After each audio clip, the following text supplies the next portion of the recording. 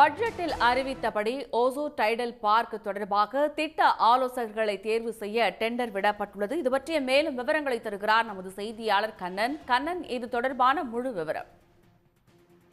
நிச்சயமாக தமிழ்நாடு அரசின் கடந்த மார்ச் மாதம் தாக்கல் செய்யப்பட்ட நிதிநிலை அறிக்கையில் தற்போது மிகவும் அதிகப்படியான தொழில் நிறுவனங்களை கொண்டு வளர்ந்து வரும் ஓசூரில் ஒரு தகவல் தொழில்நுட்ப அந்த வளர்ச்சியை ஈடுபடுத்தும் வகையில் ஒரு டைட்டில் பூங்கா அமைக்கப்படும் என்று அறிவிக்கப்பட்டது.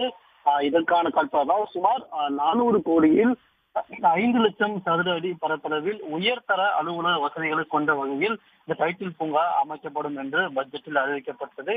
இந்நிலையில் இதற்கான முதல் கட்ட பணிகளை தமிழ்நாடு அரசின் தொழில்துறையானது தொடங்கியுள்ளது. அதன்படி தமிழ்நாடு அரசின் தொழில்துறையின் கீழ் செயல்பட்டு வரும் டைட்டில் பூங்கா நிறுவனமானது இந்த ஓசூர் டைட்டில் பூங்கா அமைக்கும் பணிக்கு விரிவான திட்ட அறிக்கையை தயார் செய்யவும், வரைபட தயார் செய்யும் பணி மற்றும் திட்ட மேலாண்மை ஆலோசகர்களை தயார் செய்யும் பணியை தேர்வு செய்ய டெண்டர் கோரியுள்ளது. இந்த டெண்டரானது நேற்றைய தினம் கோரப்பட்டுள்ளது. இந்நிலையில் இந்த டெண்டர் மூலம் தேர்வு செய்யப்படும் நிறுவனமானது 3 வரைபடங்களை தமிழ்நாடு அரசுக்கு சமர்ப்பிக்கும். அதிலிருந்து தமிழ்நாடு அரசு அந்த கட்டுமான பணிக்கான ஒரு வரைபடத்தை இறுதி செய்யும்.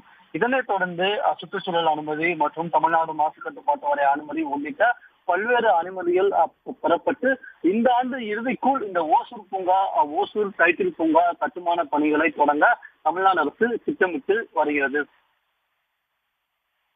விரிவான தகவல்களுக்கு நன்றி கண்ணன். உடனுக்குடன் செய்திகளை தெரிந்து கொள்ள சன் நியூஸ் பெல் ஐகானை கிளிக் பண்ணுங்க.